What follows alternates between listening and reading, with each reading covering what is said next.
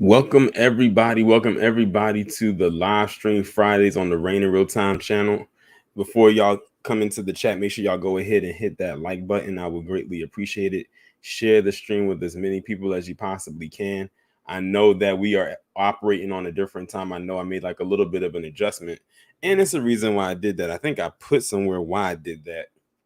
I think it's because I wanted to do a little bit later because I changed the upload time slightly on my main channel and I didn't want that to conflict, and because I wanted more people to be able to watch this particular stream while it was live instead of just listening to the playback, because some people might be getting off work or some people probably still at work if I was to do it at 4 o'clock. And it's crazy to believe that if I was doing this at 4 o'clock, I would have been pretty much done with this stream already. Let's see, who do we have so far in the chat? Jamal, Spidey, Joseph, Letitia, welcome. I know I didn't do a stream last Friday, so this is 2 weeks later. This has been a very interesting week. It has been a lot of news, and that's what I've noticed. It has been a lot of news that has come out this week. A lot of news, like especially if y'all are in that Discord chat, y'all have been sending me like boatloads of news, like in a very heavy cycle the last week or so. It's crazy. Then I get tagged and stuff on Twitter. Some people send me stuff on Instagram. Some people, if they're friends with me on Facebook, I get stuff there.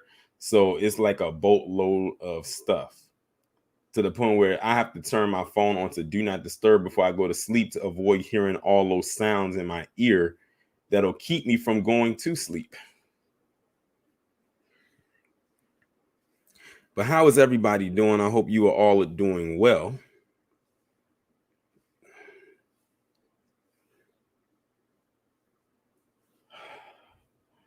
Spidey said Avon's wife murder. Yeah, I know. Listen, that's one of the stories that, like I said, it's so much news that came out this week. It was so much, it was hard to keep up. It was so much I don't know what it was about this week that caused there to be so much news. It was a heavy news week. I don't know what was going on.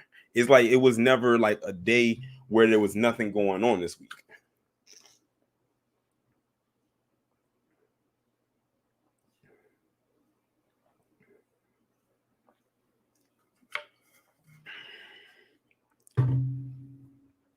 Let's see, who else do we have here? Nightfall drops, Sunlight, Tawana, Pinky JYB, what's going on? I hope everybody is doing well. Nightfall said, dude, linebacker Bill had me done. Oh yeah, I've been calling her that. If y'all are new, I've been called her. That was a nickname I've been gave her. But I'm glad you enjoyed the commentary. And I know y'all are going to really enjoy the commentary I got coming up tonight on the Coonstress. Like, people are ready for that one. Like, the comments are going crazy right now, and the video hasn't even premiered yet. So I know people are going to love what I have to say about that situation right there. And I can't wait for y'all to hear what I have to say. What's going on, Lakeisha? So we got a Letitia and a Lakeisha in here. What's going on? Just passing the first 10 minutes, to give people enough time to come in and get acquainted with each other, so on and so forth. I know it's a different time, so some people probably got to adjust, like, oh, this is a different time. Some may not be able to come because it's 4 or whatever the case may be. They're used to the 4.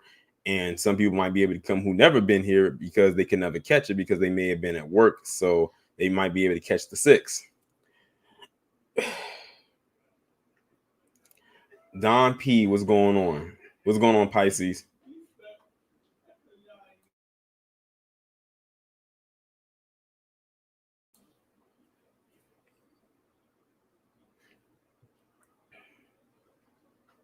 What's going on, Tawana? And shout out to you, Tawana, because you've been posting like a lot of news links in the news chat on Discord for like the last few days. And just keep in mind that I do see when y'all post those links, but just know I might not be able to cover every single thing. Like I said, I'm just one person. But what I like to do is I like to take stories that I get and see if it appeals to the vast majority of my audience and not just one part of my audience. I know that a lot of you like some of the stuff that I talk about regardless, but I want to make sure that it appeals to a lot of people. Like, for instance, the video, of course, that I did about Ethan Crumbly, like that was a major news story. So of course that was going to gain traction. Like that was without a doubt. When I talk about when I did the LeBron James video that I did yesterday, like people like that. And I can always tell by how fast the view shoot up, how people receive it. Just like that video, the video I'm uploading tonight, the premiere video about the Coonstress, I know that's going to do numbers because people are going crazy in the comments already. And y'all like my take when I talk about her. But this one right here, like, well, I don't want to spoil anything because y'all can see the title of that video, and that's part of it. But there's a whole nother part of it that I just couldn't squeeze into the title. But y'all will see at 9 p.m. Eastern Standard Time tonight. What's going on, RG Titan? So I said you should start your own broadcasting company. That would be dope. That would be dope to have, as long as I'm in complete control of it. Because sometimes you have your own thing. You say your own thing. You don't have complete control of it, and that's not what I want. What's going on, Janesta? I'm gonna give it about 4 more minutes, and we're gonna go ahead and get started.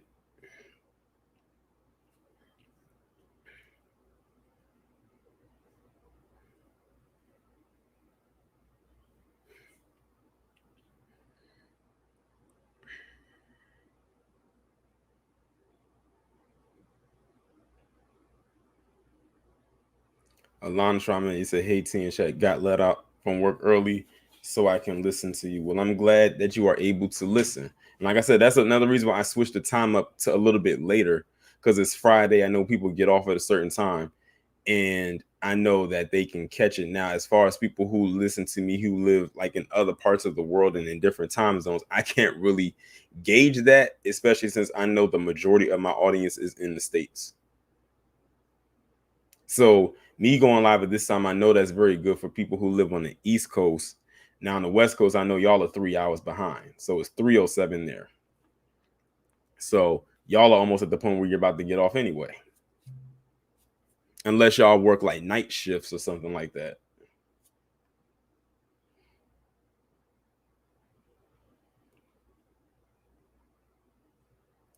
Got about 2 more minutes and we're going to get started.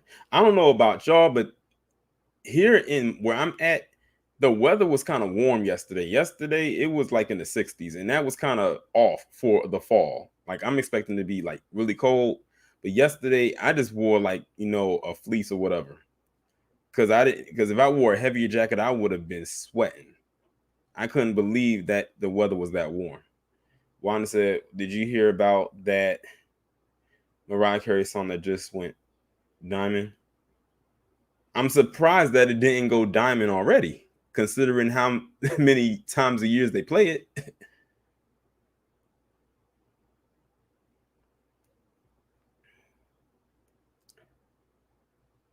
Honestly, Jamal said, "Same here in Philly." Spidey said, "I'm in the Midwest." Alana said, "It worked out great in the end. I would have been 30 minutes late if I stayed to the end."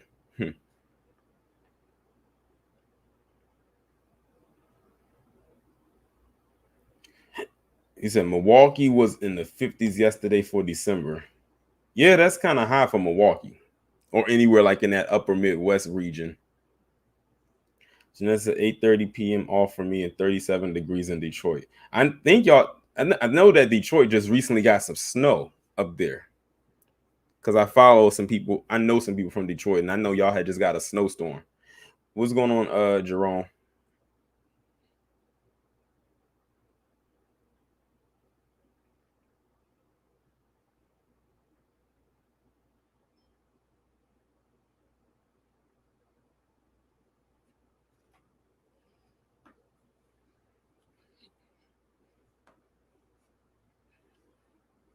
And he said today. Yeah, that's cold. That's cold. And Paul said, "Well, what's really going on in Minnesota?" I have no clue. Want to say it's super cold up here in the New York, New Jersey. Well, that's not surprising. The tri-state area always is cold. All right, let me go ahead and get this thing started. It is officially 6:10, so I'm going to go ahead and share my screen and turn the audio on because there are going to be some. Well, the first one's definitely going to have a news clip for sure. And we're going to go ahead and get started with this update involving Ethan Crumbley, but this time it's involving his parents. Now, many people were saying that his parents definitely played a part, especially his dad, because he had possession of his dad's gun. You know, he took the picture of him holding the gun and put it up on his Instagram account that's now no longer there. But if you look at the thumbnail that I created on my video, if you look at it close enough, you can see the screenshot of him holding the gun on his now deleted and erased Instagram page. But I'm going to go ahead and play this news clip from Eyewitness News 7 that's talking about they're looking for Ethan Crumbley's parents. The shooter are charged with four counts right now of manslaughter. They were supposed to be in court 90 minutes ago. Their attorney says they left town for their own protection, but are now headed back to surrender. Meantime, police there consider them on the lam, circulating their photos and a picture of their car. While the shooter was the one who entered the high school and pulled the trigger, there are other individuals who contributed to this. According to the county prosecutor, that would be this couple, the parents of the 15-year-old who is charged with 4 murders. James and Jennifer Crumbley facing involuntary manslaughter in the school attack here on Tuesday that left 4 students dead, 6 students shot and wounded, and a teacher also wounded. The teenager, Ethan Crumbley, charged as an adult with using a 9mm pistol bought as the father and son shopped on Black Friday. The day before the attack, investigators say a teacher caught Ethan Crumbley researching ammunition while in class. Jennifer Crumbley exchanged text messages about the incident with her son on that day, stating, quote, LOL, I'm not mad at you. You have to learn not to get caught, end quote. And then the next day, prosecutors say another teacher confiscated a drawing from the 15-year-old showing a handgun, blood, and the words blood everywhere and my life is useless, a drawing that resulted in a meeting with the teen and his parents just hours before the rampage, the gun, authorities say, presumably in his backpack at the time. The notion that a parent could read those words and also know that their son had access to a deadly weapon that they gave him is unconscionable, and I think it's criminal. The 15-year-old allowed to return to class, police not called in. A short time later, the gunfire. Well, let me run that part back again, because I usually don't stop the news clips, but I have to run that part back again because that part caught me off guard. Let me play that part back one more time to make sure I did not mishear what the anchor said. The notion that a parent could read those words and also know that their son had access to a deadly weapon that they gave him is unconscionable, and I think it's criminal. The 15-year-old allowed to return to class, police not called in. A short time later, the gunfire. There is ample finger pointing right now in Michigan, not only at the school for how the teenager went undisciplined, at the parents for how the gun was handled, and now at the prosecutor for not informing police there were going to be charges against the parents. The sheriff saying officers would have been in a better position to arrest them. For now, they are not in custody. Rob? Okay, so y'all just heard that news clip right there, but I had to rewind that part to make sure that I heard that correctly when he was talking about him being allowed to return to class. I'm like, you just let up. It's like so much could have been happened prior to this that could have avoided this from happening, but it's like they just completely ignored the signs. Now this goes beyond just the parents. It's a lot of moving parts in this and a lot of people that's involved with this that have to take some blame behind what happened a couple days ago at that school. And a lot of people, and shout out to Janesta because she was really fired up about this in the comment section when I did the video about him. She was saying how when they were talking about a school shooting in Michigan, they immediately tried to hit on Detroit or tried to connect Oxford to Detroit. And from what I'm hearing, that as far as geographical surroundings go, Oxford is about 45 minutes to an hour away from Detroit. So they're not even the same city. There's no connection. They just happen to be in the same state. That's the only connection that they have. But other than that, they're not connected because they're about an hour away from each other. But they try to say Detroit. But I'm glad people like pushed back and said, no, this is not Detroit. This is Oxford. These are two different cities, two completely different cities. But we know what they were trying to do. They were probably hoping that the shooter was black. I wouldn't be in the least bit surprised. But you know how they kind of dragged their feet with it. They with the revealing of his image. And they kept showing the picture that I had up on the video. And like I said, when I recorded that video, that was hours prior to them finally releasing his mugshot. Otherwise, I would have used this mugshot in the video. And welcome everybody who's just now coming into the chat. Dark Visitor, I couldn't respond to your question because the video was playing, but you're not late. This is actually the first story that I'm talking about, so you're not late. So these are his. This is all three. That's him in the middle, and that's his father and his mother. Someone else on Facebook, I can't retrieve it at the moment, has sent me an article about some blog post that his mother had made back in 2016, basically saying she was a Trump supporter. She supported the Second Amendment rights and everything like that.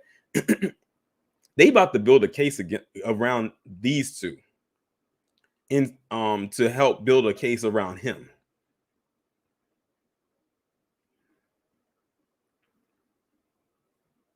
So we're going to see what's about to happen. But they said the parents have been charged with 4 counts of involuntary manslaughter. Both of them have been. And to that, I say good, but don't get too ahead. We never get ahead of ourselves. We want to make sure to see, do these charges actually stick? And shout out to Professor Black Truth, because he had mentioned Ethan Couch, affluenza boy down in Texas, what he did. And then he fled the establishment to Mexico with his ratchet mama down there to try to escape persecution after he broke his probation. And how ironic that both of these individuals' names is Ethan, and both of them were minors when they did what they did.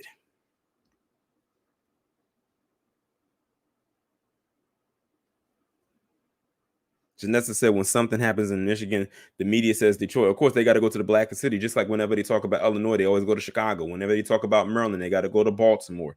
It's the same across the board. It's the same wash, rinse, repeat mantra that they do. They try to find and locate the blackest city and then hone in on that when something happens.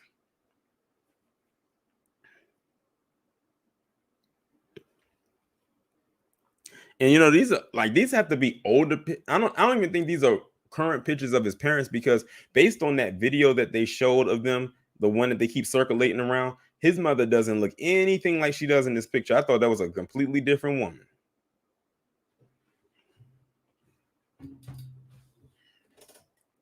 But yeah, hold them accountable, hold the whoever else accountable as well, because there's definitely more accountability that needs to be held.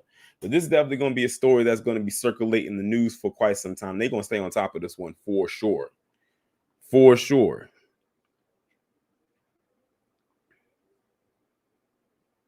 These look like work photos. These aren't even like, well, not him, but the parents, these look like more like work photos. You know how you take or license pictures? That's what they look like, because the blue screen in the background. They look like license pictures.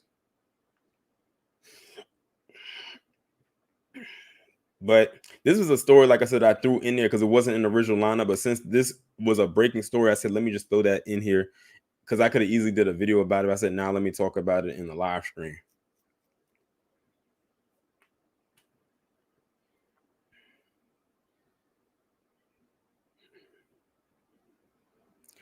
RG Titan said, whoever sold the weapon to the parents needs to be held accountable as well. Well, here's the thing. If the person sold the weapon to the parents and only to the parents, and not knowing that the parent was going to give the gun or have it where the son could access the gun owner or the person who sold it doesn't really have any fault in this. The only way they can have fault is if the person knowingly sold the gun to his parents and they knew that the parents was going to give the gun to him.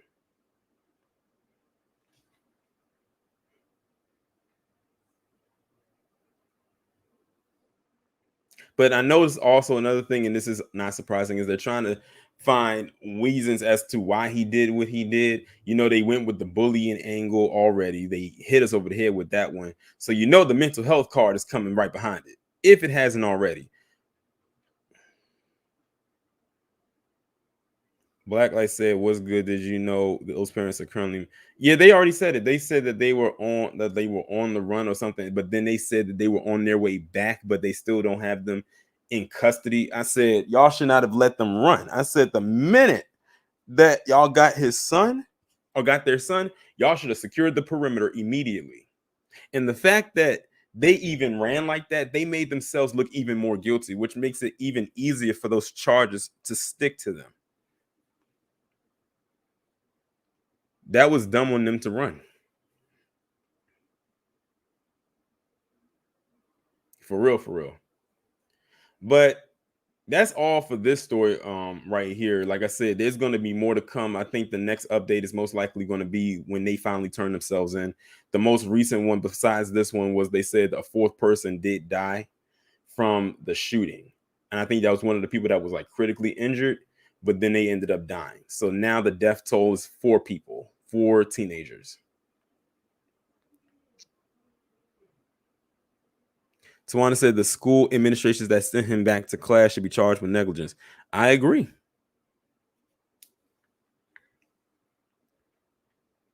I agree. Now let's move on to the next story. Now, this is a story right here that I could have easily went and did a video about and said that this was an emergency video. The only reason I didn't do that is because I treated this like the young Dolph situation. Not because of the situation of death, but because I didn't know too much about this man. I've heard of him. I've seen his pictures float around social media. I was aware of what he was involved with or what he did, but I wasn't invested. I'll put it that way. And like I said, when it came to Young Dolph, I didn't want to be like one of the fake people said, "Oh my God, I can't believe this happened to him," and everything like that. I didn't want to do that. Like I said, it's not like this guy was Chadwick Boseman, although their situations are eerily similar. Their fates are eerily similar. So in case y'all don't know who this guy is, this guy's name was Virgil Abloh. He was a fashion designer. He created a brand through via Louis Vuitton called Off-White. He literally had a lot of support from a lot of people in the hip hop industry. He created a lot of album covers for various different hip hop artists. And he was very well known and very well supported in a lot of black households, believe it or not. Like a lot of black people did support his brand, but I think a lot of black people supported Louis Vuitton anyway. But then when they had him come on, then they really amped up their support of him.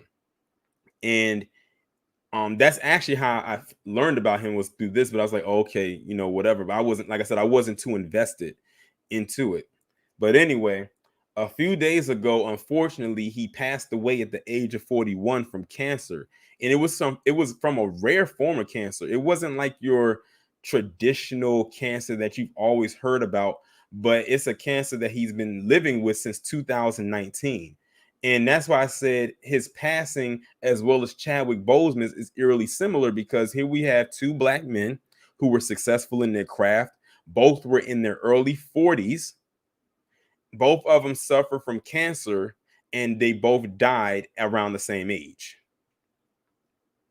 Now, Chadwick Boseman had been living with cancer a little bit longer than he has, because like I said, he got diagnosed in 2019, and Chadwick, he got diagnosed like in 2017 or something like that. It was around the time when he was, you know, filming with Black Panther and stuff like that, or maybe even Civil War. So he had been living with it for a while. And of course, they both kept it private. They didn't want people to know. And what got me, this is the thing, black people, y'all have to understand this. When some people don't want to talk about an illness they have, it's a reason why. They don't want you to like start feeling bad for them, or they don't want to, you know, have their illness become a crutch or anything like that, or a hindrance. So, that's why a lot of them don't say it. It's bad enough that you have to live with it, but then if you start saying it, then people start turning you into a basket case and a charity case and all things like that. But when he passed away and I had saw his name, I said Virgil Abloh. I said, why does that name sound so familiar? And I typed it in. I was like, oh, it was him. It was him. And I saw different videos like that were floating around on social media, different events that he created designs for, and different fashion shows and things like that. He was, I would say, based on everything that I learned about him this past week, he was a very respected and well loved individual in that industry. Like, he was very like, a lot of people wanted to wear his products. A lot of people wanted to advertise his products. So he was very, like I said, he was very well respected and very well liked. And for someone like him who is a black man doing something like that, and he got, chosen to do this, that, that's major for a designer company such as Louis Vuitton. I do know that he was married, and I think he had 2 children. He was married and he did have 2 kids. 2 young children.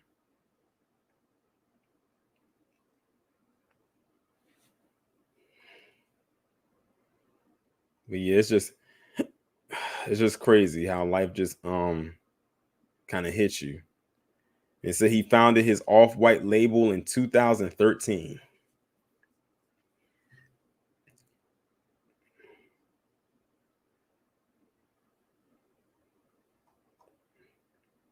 That's crazy. That's wild. People dying of cancer and other different diseases at a very young age. 41 is young. When you think about it, 41 is young. That means he was born in the early 80s. What, 1980? He was born in the same era as me. He was born at the very beginning. I was born at the tail end.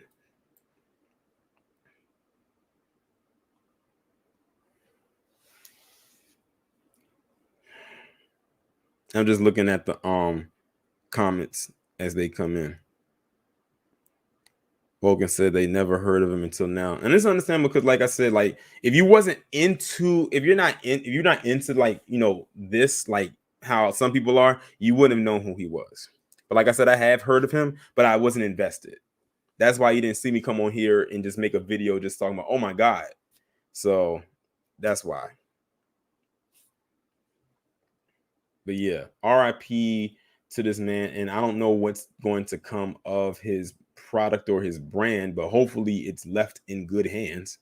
Because you know how when people die and they have something like that that's really hot, people start to get sticky fingers and they start to get greedy and stuff starts to switch up and all types of stuff like that. But let me move on to the next story. And this is another huge breaking story right here. And that is with the murder of Clarence Avon's wife, Jacqueline Avon. And I think I've actually seen this guy before because at my old job that I used to work at back like in 2012, we had an event at my job, and they were honoring different Black people who made pioneering strides in their field. And I believe he was one of the people that was honored. But this story right here is so many red flags around this. You can like literally plant a field of them. It's so much. So like I said, this is Clarence Avon and his wife, Jacqueline. Now, on December 1st, which was 2 days ago, somebody managed to break into their home. Mind you, they live in a heavily gated community, very heavy. But someone broke into their home and shot this woman to death. Mind you, she is or was 81 years of age. So people were sitting there wondering, why would someone want to kill a woman who's 81 years of age? Like, she's lived her entire life, and you kill someone at that age. Like, what is really going on? So everybody, is throwing on their conspiracy tinfoil hat about what it could possibly be. They think do they think it has something to do with him? Was she a target? Did it have something to do with her? Like, what is it? And then they released the image of the person who did it. And I'm looking like, or the person who allegedly did it. And I'm like, that person got through? Now, here's the thing. This person who broke in and shot and killed her, they didn't take anything from the house. Nothing was stolen. Because usually if someone breaks into your house, one of the things you're going to think is, oh, they're coming to steal something. It's a burglary, it's a robbery. But if someone just comes into your house and doesn't take anything, and they just kill you or kills whoever is there and they leave without taking anything, that now moves up to a level of sounding like an organized hit.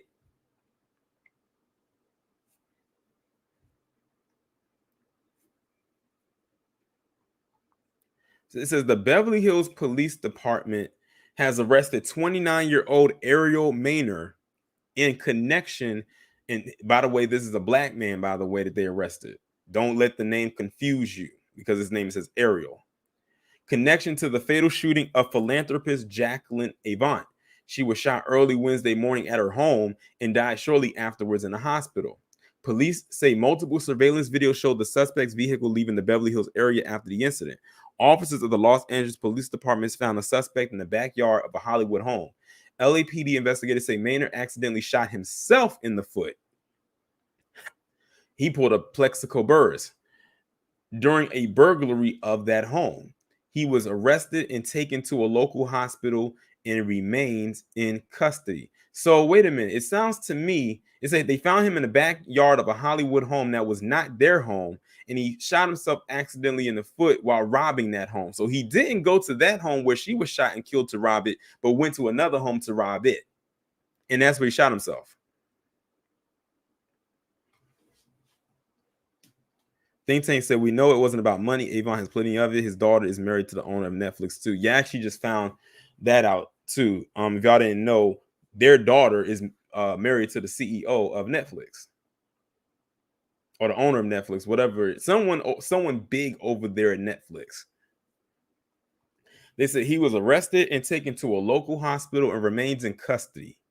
A statement by the Beverly Hills Police Department read, Beverly Hills detectives responded to Hollywood Division and collected evidence connecting Maynard to the homicide of Jacqueline Avon in our city, including a suspected weapon. Beverly Hills detectives have assumed investigative responsibility for both cases. The investigation leads us to believe that there is no further threat to the public safety.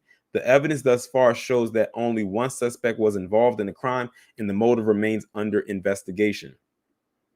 Jacqueline Avon, age 81, was a philanthropist and the wife of music legend Clarence Avon and mother-in-law to Netflix co-CEO Ted Sarandos. So that's who the daughter is married to. And we talked about Ted Sarandos on here because he's the one that with Dave Chappelle, the CEO who they tried to make budge, but he didn't budge because he said we stand by and we support Dave Chappelle. So yeah, I'm very familiar with that name.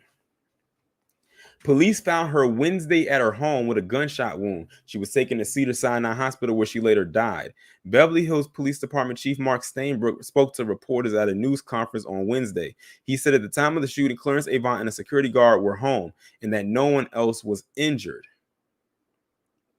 Now it's making me even more suspicious because she was the only one that got killed. Now, it was one thing if they say she was the only one in the home, but she wasn't. They said it was a security guard and he was home when this happened. So this person just went in, shot and killed her and left. Like, they didn't look and scope through anywhere else to see if it was anybody else that they could have taken out, just her. That's why some people were saying, do they think that they had a hit out on her in particular, or was this a warning to him? Stainbrook, who was sworn in as chief just the day before, also read a statement shared by the Avon family. Jacqueline was an amazing woman, wife, mother, philanthropist, and a 55-year resident of Beverly Hills who has made an immeasurable positive contribution and impact on the arts community. She will be missed by her family, friends, and all of the people she helped throughout her amazing life.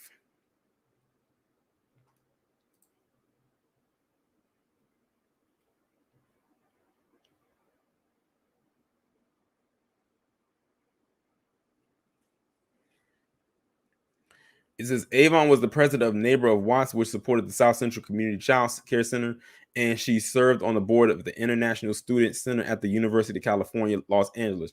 She was also an entertainment chairman of the Now Benefit Auction. Her husband is known as the godfather of black music, the chair of Motown Records in the 1990s, who founded Sussex Records in 1969 and Taboo Records in 1976. The Grammy winner was a manager, concert organizer, label owner, event producer. He created the first black-owned FM radio station in Los Angeles. Over the years, he helped the careers of Bill Weathers, Jimmy Smith, Babyface, Lalo Schifrin, and others. He got a star on the Hollywood Walk of Fame in 2016. In October, he was inducted into the Rock and Roll Hall of Fame with former President Barack Obama and Vice President Kamala Harris among those who paid tribute to him. It says the couple met at the Ebony Fashion Fair in the mid-1960s when Jacqueline was modeling. They married in 1967 and had two children, Alexander and Nicole. Their daughter, Nicole. Avon is a film producer who was the U.S. ambassador to the Bahamas from 2009 to 2011. She is married to Ted Sarandos and worked on a 2019 Netflix documentary about her father. And the rest is just like condolences to her. But yeah, it's a lot for me, to me. It's a lot of red flags surrounding this whole story. A lot. And the person who shot him, when I saw his picture, he looked like he almost looked like some bum on the street that just got off the street or whatever and did what he did. Like, I swear he looked like a straight up bum. But yeah, I feel like it's way more to this story. But one thing we know for sure is that this woman was unfortunately murdered in her home. That's what we know for certain. The reasons why is up in the air right now. We don't know. Right now it's just speculation.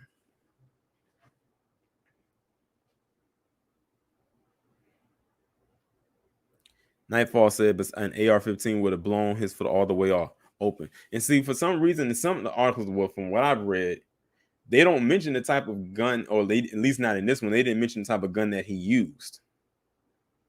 Like I said, red flags everywhere.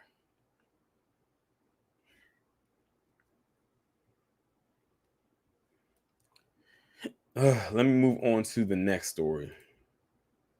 The next story we're going to talk about is Jackie Johnson, the former DA who looks like a parakeet when it came to the Ahmaud Arbery situation. They said she should spend time in prison. And I think they arrested her, if I'm not mistaken. And this is her right here. My God, that woman is hideous. Inside and out.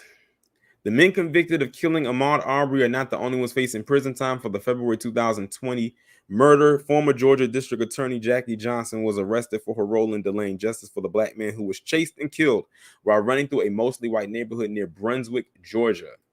According to a grand jury indictment, Johnson violated her oath by showing favor and affection to Gregory McMichael and failing to treat Arbery and his family fairly and with dignity. It also says she obstructed police by directing that Travis McMichael should not be placed under arrest. Johnson also lost her re-election bid last November because of the Arbery case. Well, that's one good thing that came out of it, but she needs to be in jail herself. If anything, she probably needs to do just as much time as they're going to do. Said it took more than 2 months after Arbery's killing for arrest to be made. His family and supporters have called for Johnson to be penalized for what she did. She should spend time in prison, said Sleaze Merritt, an attorney for Arbery's mother. Her actions are not just acts of negligence, but she actively worked to cover up a murder. Gregory McMichael had worked in Johnson's office in Glenn County as an investigator up into 2019 and was a former police officer.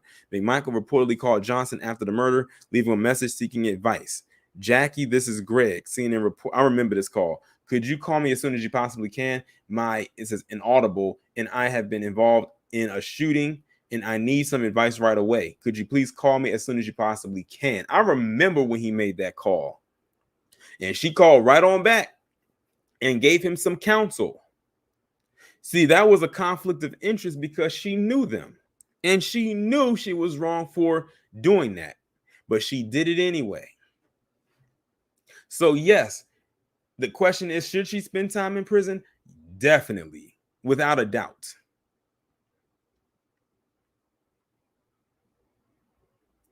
Now, we all know when it comes to the McMichaels, they said that they supposed to, when I read it anyway, that they're seeking nothing, well, as far as sentencing goes, that they're seeking nothing less than life in prison, like at the minimum.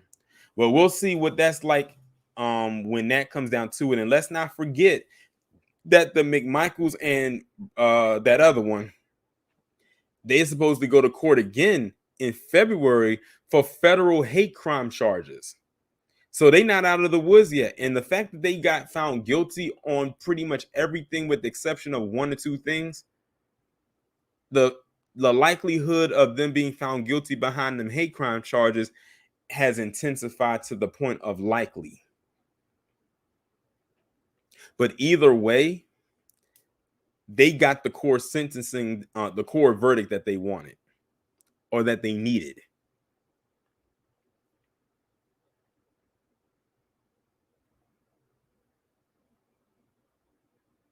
Vulcan 2050 full knows she's not going to do any real time. She got the complexion for the protection. They said the same thing about Jeffrey Dahmer, and he ended up doing a little bit of time in prison before Christopher Scarver killed him.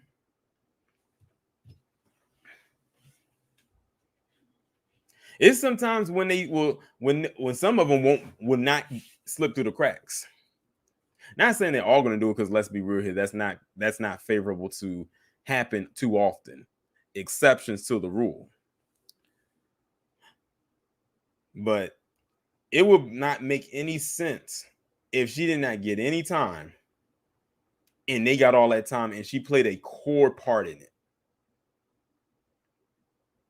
Because I'll tell you like this, I'll be the one to say it's because she's a woman, isn't she?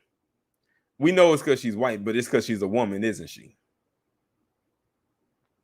Hey, they like to use that card. They like to throw that sexist card onto men all the time.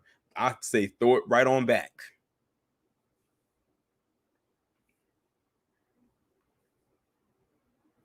It says Johnson has denied any wrongdoing, saying she recused her office from the case immediately because of her relationship with McMichael. Georgia Attorney General Chris Carr launched a grand jury in Georgia Bureau of Investigation into her actions. Carr announced the indictment on September 2nd. Now that just sounds like a whole lot right there. She said that she recused her office from the case, but the way that she was acting, I don't think she did. It looked like she threw her hat in the ring.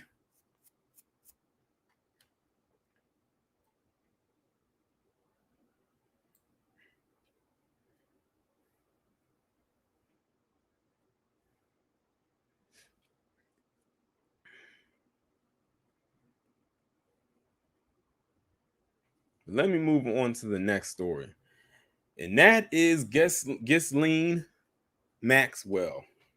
I'm not going to spend too much time on this, but I do know many of you already know her trial has started this week,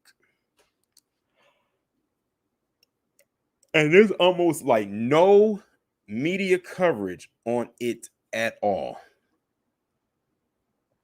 They are acting as if there is not a big profile trial occurring right now involving one of the most high profile people in America, thanks to the person she's standing next to in this picture.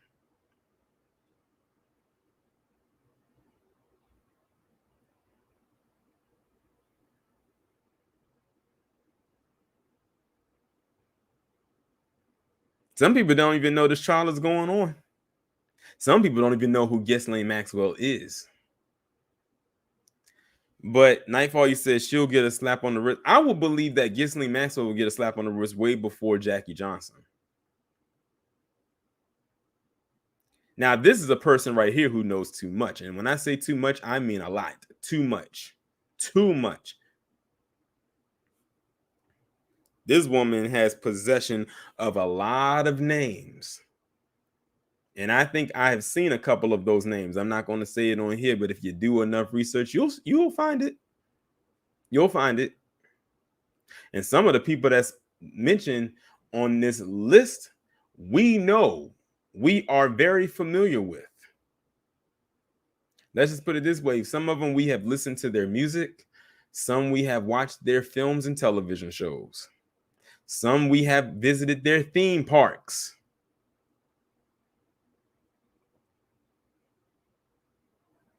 I'll just leave it at that. The rabbit hole goes deep with this one. But yeah, they're not talking about this case. Like I said, it's not even streamed or anything like that. And they said when it comes to cases like this, they're not going to stream it. So it's kind of like you have to be in the courtroom in order to know what's going down. If you're not there, you won't know. And it's just outside speculation at that point.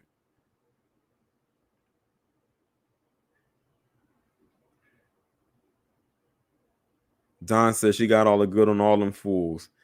Trump, Clinton, the Royal British family, etc. Oh, yeah.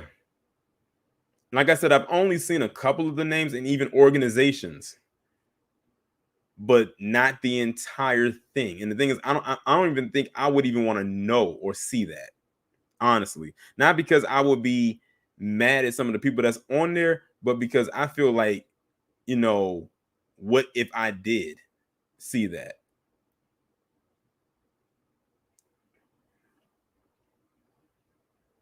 Amar said, what up, Torn? Have a good day. I'm going to work. Have a good day at work.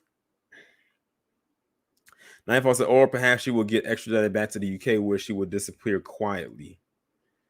Spidey said, but R. Kelly is under the jail. Oh, yes. And now they're trying to go after Bill Cosby again. That Kevin Steele.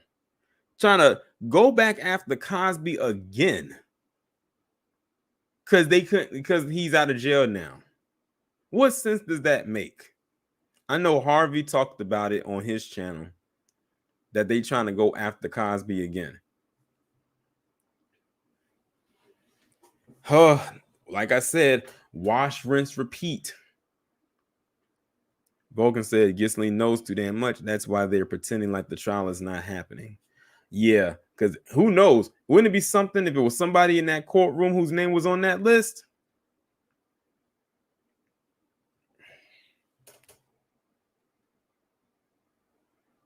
But let's just put it this way. It's a lot. That list contains a lot of rich, wealthy, powerful people who have been known to make people, some have been known to make people, quote unquote, disappear, if you know what I mean. And I think y'all know what I mean.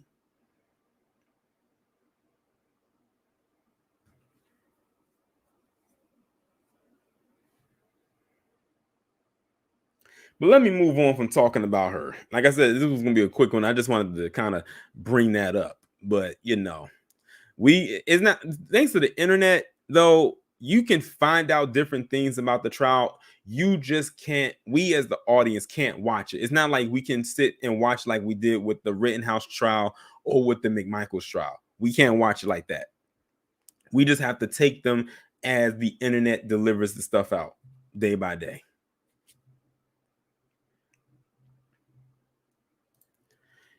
And let's move on to this one. This actually wasn't going to be in my stream until someone had mentioned it to me and said, can I talk about it? And that's about Alice Sebold, who was an author. I think that one of her books was turned into a movie. But back in the day, she claimed that she was raped by this black man by the name of Anthony Broadwater. And when they did like the description of him, he quote unquote fit the description, and she claimed that it was him that did it, even though she wasn't entirely sure it was. She just said, oh, this is a black man, he fit the description, it was kind of dark, so you know, that'll do. And this man spent 16 years in prison after she identified him as her attacker. In her memoir, Lucky. Well, it turns out that Anthony Broadwater was not the person that raped her, so she lied. And then she issued out this same tired apology that does not hit on anything. Nothing. But what got me is what I actually found out via the Savoy Show on Instagram today. That makes me realize why I'm glad I did not talk about this story. Now, it's not in this article, but I'm just going to go ahead and tell you. Anthony Broadwater actually came out and said, and I think y'all know where I'm headed with this. Anthony Broadwater came out and pretty much said he accepts her apology.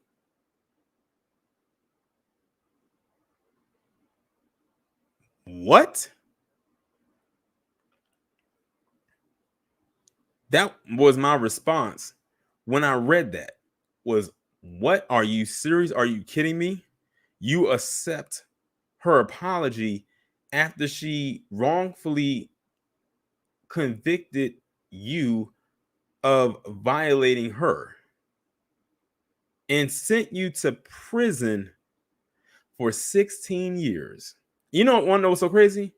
16 years is actually the lowest amount of time I've seen a black man get on a wrongful conviction. The lowest I've seen.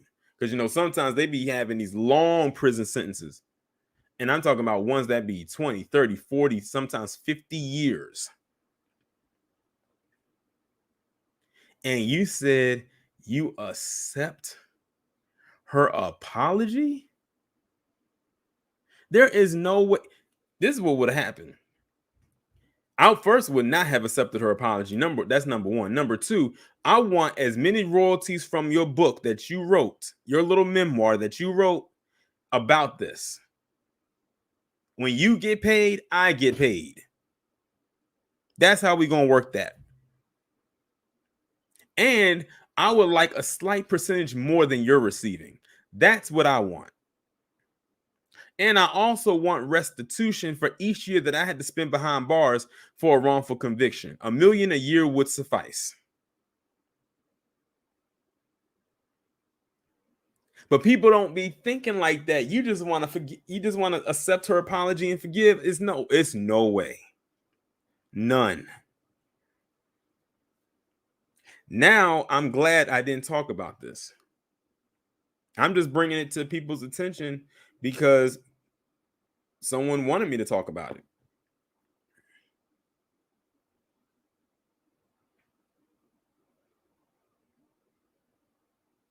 I don't know what it is with some of us and this wanting to forgive and forget and all of this stuff. It's no way, especially when you know you have the bag in your hands.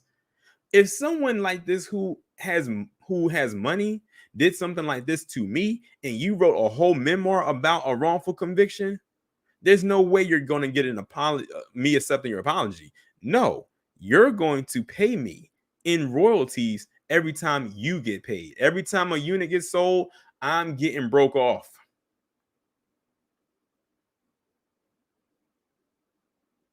Until there can't be any more left, that's just how it's going to be.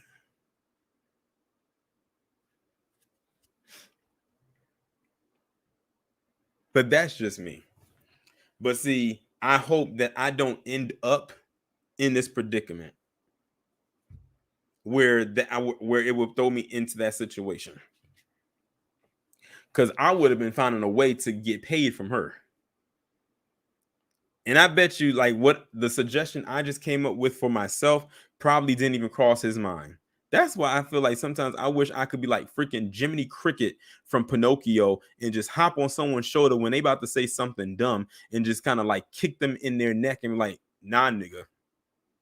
Just like with Ahmaud Arbery's Stephen from Django looking daddy. in that spectacle he made of himself last week. That was ridiculous. I was going to say something else, but that was ridiculous.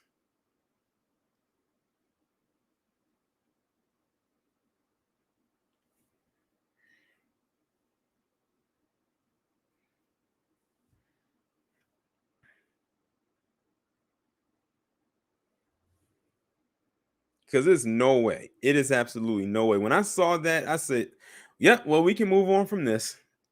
Black people, you have to understand, when you have black people in your corner that are supporting you, we'll support you. Look at Dave Chappelle. Why do you think he still has a wide support range now as it is? It's not because he's just Dave Chappelle. It's because he's standing firm on his square. And his support that he has behind him is working like a well-oiled machine and is literally forcing his enemies to back down and corner them. They're backed in either they're backed down and backed out completely, or they're backed into a corner and they can't move.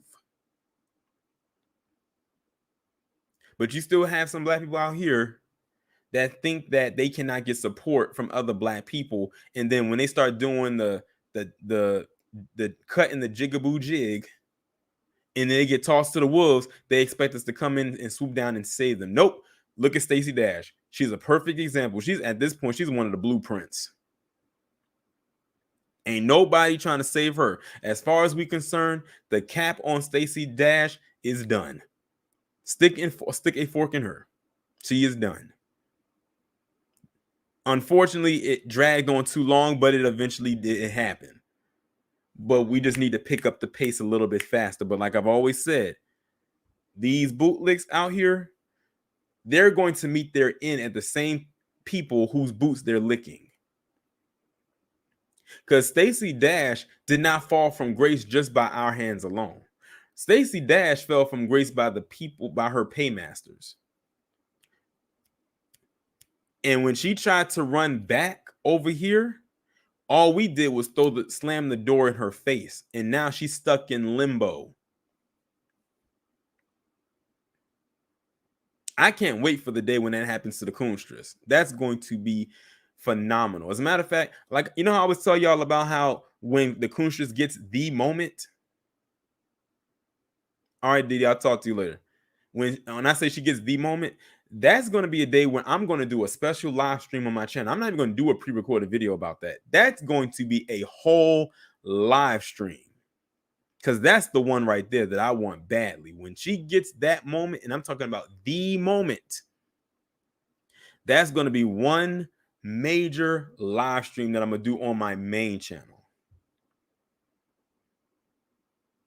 And we all know what the moment is. That's the one where she's completely shut down. Like, she can't make any more moves. She's completely excommunicado. Like, no one wants her around. Like, she will be officially the laughing stock of society. I mean, she already is now, but I'm talking about where she no longer has a platform to really operate on. How Stacey Dash is right now. Like, no one wants to be associated with her at all. No one wants to be in close quarters with her. She's basically a pariah. I know y'all can't wait for them. I can't wait for it. It's going to be like the chef's kiss. But let's move on to the next story. And that's discussing the next variant in the Greek alphabet known as Omicron.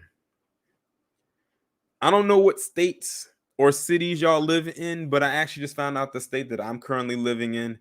They just found 3 cases in the state that I'm in. And they said one of them came from when someone had visited South Africa, and then they came back and they tested positive, and that's how I ended up in the state. But speaking of South Africa, I thought it was very interesting how, you know, they wanted, how, when I say they, I'm talking about lamestream media, wanted to lead with this whole notion of it started in South Africa. And then when it all came to the surface, it turns out it didn't even start in South Africa. It started in England. Someone over in England, from England, came to South Africa with this new variant and started infecting people there. But then when it started to take hold, that's when they said, oh, this variant started in South Africa. Let's keep in mind that in the continent of Africa, when WUVID first kicked off, the continent of Africa as a whole really did not have that many cases. It actually had one of the world's least amount of cases in its essence compared to other places in the world, especially in the States. But they said, no, this did not originate in South Africa. It started in England. Someone from there brought it here. And then you had all those lamestream media, palm-colored Rand media outlets talking about it's the South African virus. I'm like, when did WUVID change its name from what it is to that? They couldn't wait to throw a label on there and call it something else than what it was, or another one of these variants.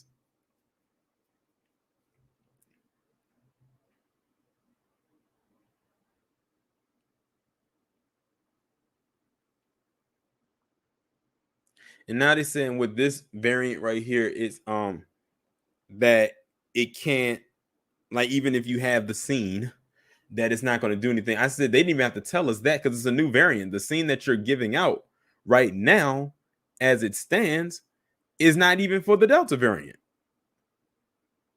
You like, it's for the original one, the original strain.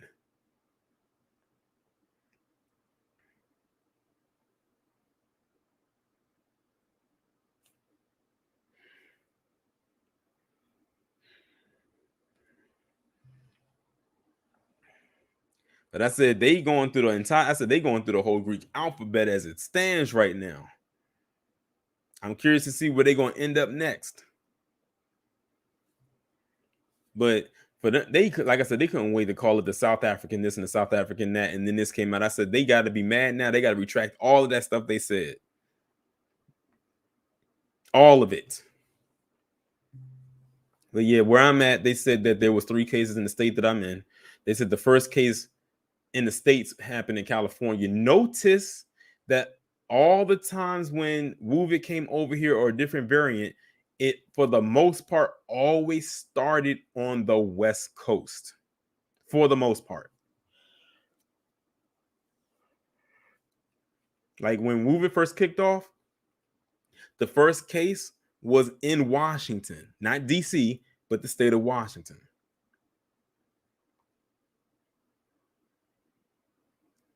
V said, wait, so they have a test for the I don't think so. No, what I was saying was the scene, they were saying that the scene that they have that they're administering now has no effect on this Omicron variant, which means even if you had taken the scene and you catch this variant of it, it's the scene is not going to lower the symptoms. It's almost going to be like you should have what you would have got had you not taken the scene at all.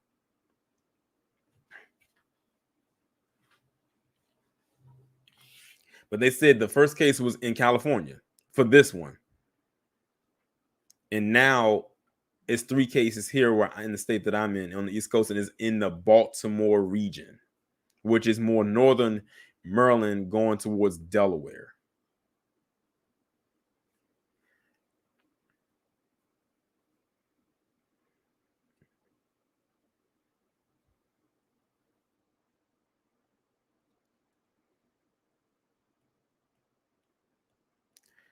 Want to ask did I take?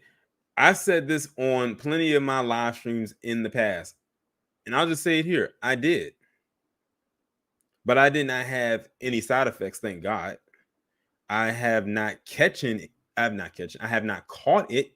Don't want to. And I did this back in, like, I took the first one in August and the second one in September. I did not, and I have not taken any type of booster. Because I make sure that, like I said, I exercise, I go to the gym, and I eat right. I know, that won't protect you from it, but I keep active. I make sure I'm eating right and all that good stuff as well.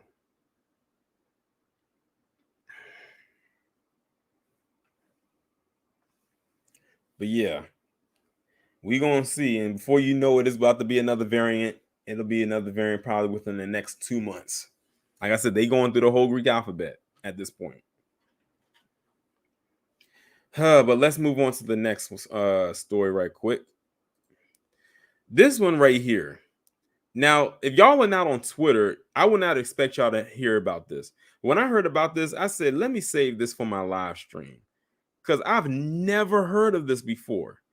By pushing it, put a 1 in the chat if you have ever heard of Juan Crow.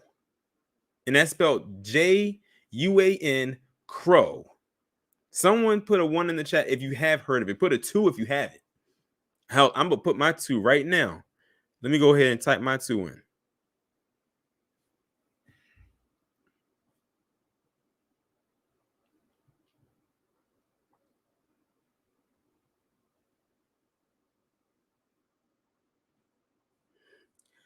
I see a lot of 2s as expected. I have never heard of something called Juan Crow until a couple days ago on Twitter when someone tagged me in it and they were asking me had I heard of this. I said no, not until today. I said Juan Crow, what is that? And apparently Juan Crow is the Hispanic Latino version of Jim Crow. I'm like, here they go. I said, here they go. Here we go. So it says Latino, and this was posted November 23rd, 2021. So this is a recent article. It says Latino civil rights groups chronicles historical battles. The League of United Latin American Citizens published an extensive timeline this month with the legal battles, union formations, and political strategies used to advance the civil rights of U.S. Latinos. Now, we all know what Jim Crow was. Everybody knows about that, even if those who participated in it want to deny its existence. We all know what Jim Crow is. None of us over here ever heard of a Juan Crow. It says the organization's timeline comes amid a broader discussion of the marginalization of Latinos still face across the United States, including healthcare inequities and structural racism. It is vital to share the exhibit with all Americans who care to learn about the social struggle for Latino civil rights, said David Contreras of LULAC historian. The interactive timeline is a compilation of historical records, arts, and photos that document Latinos' nearly century-long battle for civil rights, the organization said in a news release. This is the fact that it is that non-Latinos and the younger generation are unaware about what it took our grandparents and parents to knock down barriers. LULAC President Domingo Garcia said in a statement. Many people are uninformed or base their facts on disinformation about the true contribution of Latinos in our country, he added. Yes, V. Michelle, this was a thing. I did not know that this was a thing until this week. D.S. M. Sinester said a dude used that term in 2008 in The Nation magazine. No one knew about it until a few days ago. Here we go with the Latinos jumping on our backs looking for a bad. Yeah, I did not know what this was. I thought it was a joke. And when people was retweeting it, of course, you had black people, they was like, so you just want to hop onto the bandwagon of Jim Crow. Because nobody knows what Juan Crow was. And I got a question. When Jim Crow was going on, where was Juan Crow that entire time?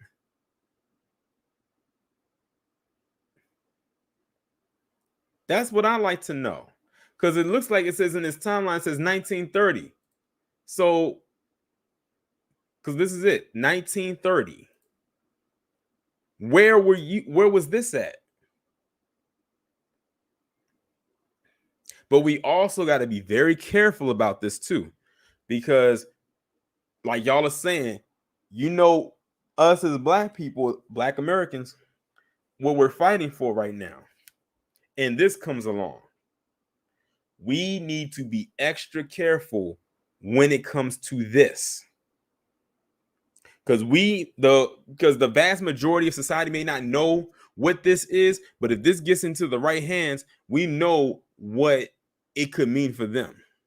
What we're fighting to get, they could end up getting.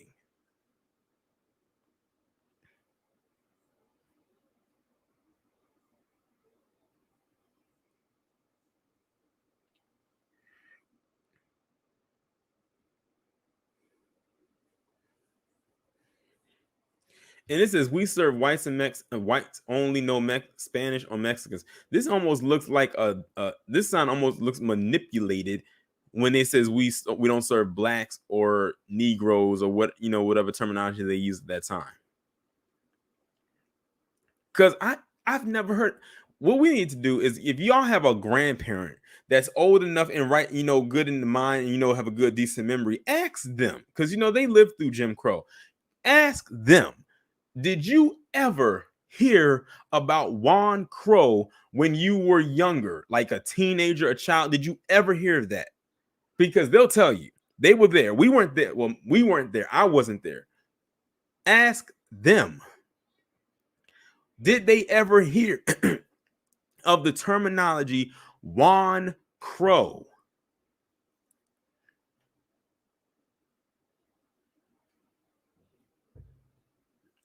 Because I don't know what this is. I have no clue. This is foreign to me. Even when Jim Crow was slightly mentioned in books, there was no mention of no Juan Crow.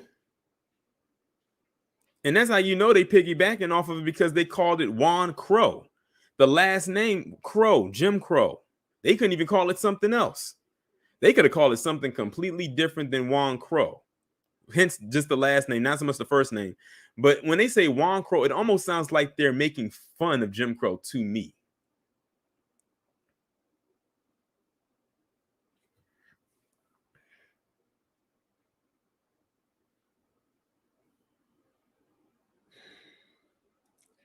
But yeah, I've never heard of no Juan Crow.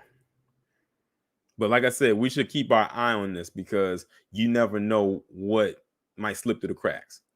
But there's one more thing that I wanted to talk about, and that's in the form of a video. Now, if y'all are on Twitter, y'all may have seen this. This video right here is wild, and it comes from the Hillbilly Hick Files. So I'm gonna go ahead and play it. The video is 2 minutes and 16 seconds long, and then at the end, I'm gonna give some context about or behind it.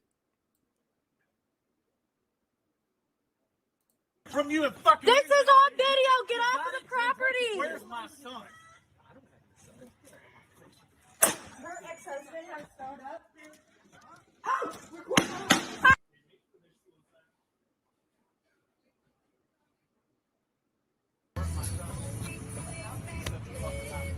Get off of my property.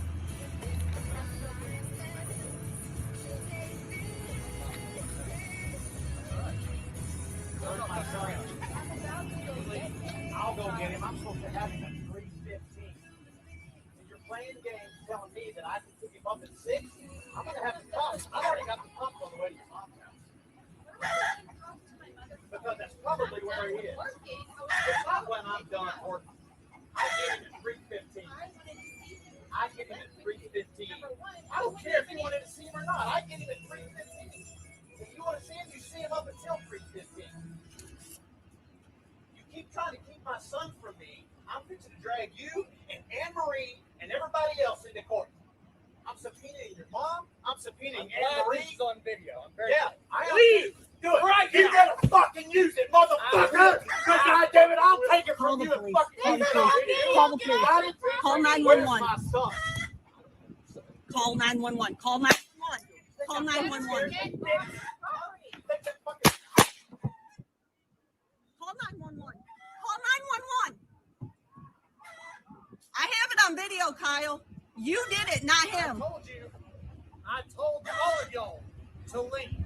We came to get his son. He's not here. She should have told that. She should have told that. None of y'all should be here. None of y'all should be here.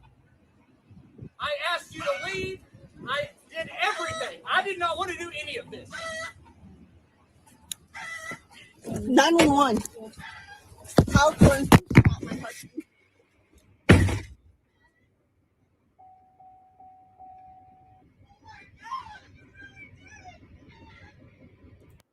Okay, so y'all just saw that right there. So basically, the context of this video is that this man right here was coming to get his son. And this right here is his ex, who was the mother of the child. and she was purposely keeping him from seeing his child and caused it to make a whole scene, like a whole scene that did not need to happen. Then out comes, let me slide it up, this guy right here, who is the new boyfriend who she's with. And he came out with a whole shotgun. He came out with a whole shotgun.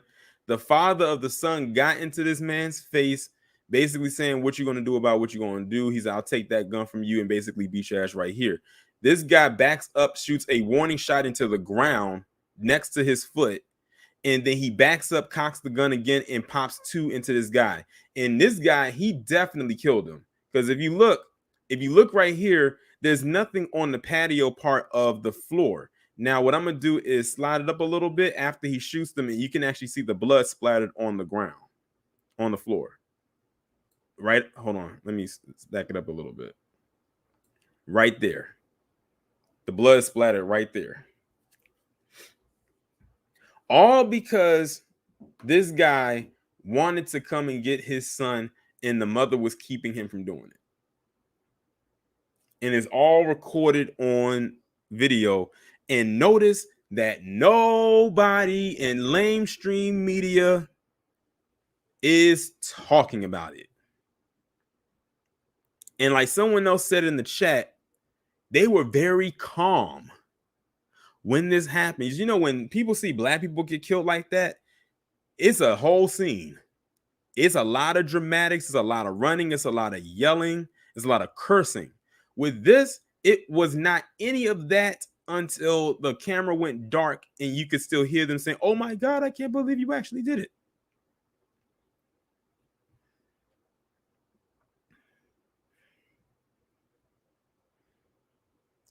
V said Kyle's ex-wife is a judge and he was having an affair with the mother of his kids. Sounds like you got a little bit of a backstory behind this, because like I said, I didn't look into this past this video.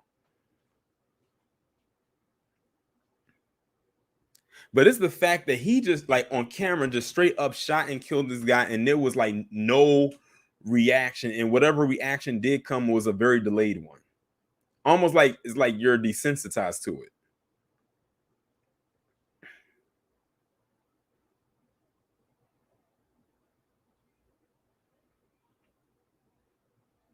And when the person in the car was trying to like tell him about what happened, the guy holding the gun said, I told you, I warned you, I told you, I warned you. So now this kid who he was coming to get just literally lost their father in a very violent way. Now, I don't know if the child was watching this, but if the child was, they are going to be traumatized and scarred for the rest of their life. They are probably going to want to have nothing to do with their mother. At which point I wouldn't even be upset, because I wouldn't either. DSA one said, yeah, I seen it and thought it was his fate. No, this is very real. Those shots were real. This guy is laid out. He is laid out and most likely dead.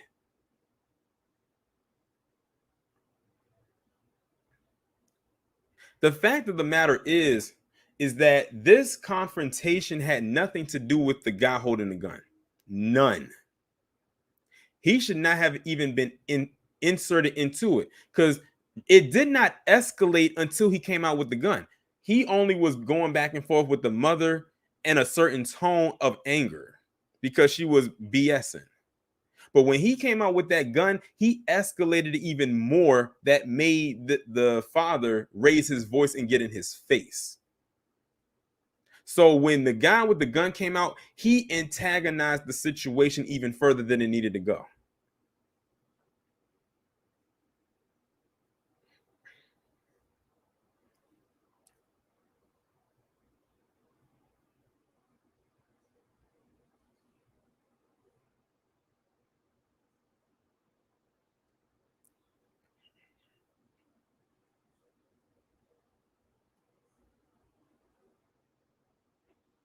Yeah, not DS1 DSA. It was very nonchalant reaction. V Michelle says, is Texas going to let him off because of the castle doctrine? If so, that is vicious. I need to look more into this story past this particular video, because like some of y'all in the chat, y'all even knew where this happened. I did not know what state this happened in, but I can tell it happened somewhere in a country location because of their accent.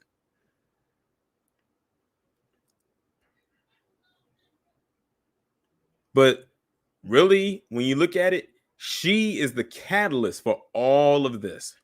If she would have just let him come and see his son, and like I said, she was BS, and it looks to me like he was, doing the right thing, but she was the one trying to keep him from seeing his child. And unfortunately, in America, in today's society, especially in America, you have a lot of women out there that do that. But the courts are always on their side. Always. It's very rare that the courts will be on the side of the father.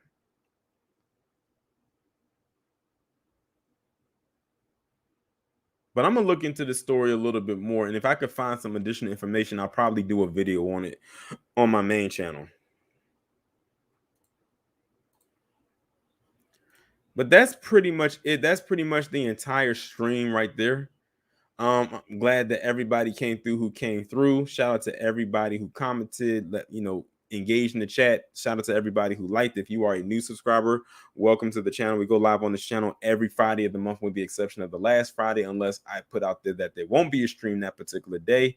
Make sure y'all go ahead and share the stream far and wide with as many people as you possibly can. Also, make sure if you're not subscribed to my main channel, which is Tori and Rain Reloaded, make sure y'all go ahead and do that. Be sure to, tonight's premiere video about the Coonstrish is one y'all are not going to want to miss. That's all I'm going to say.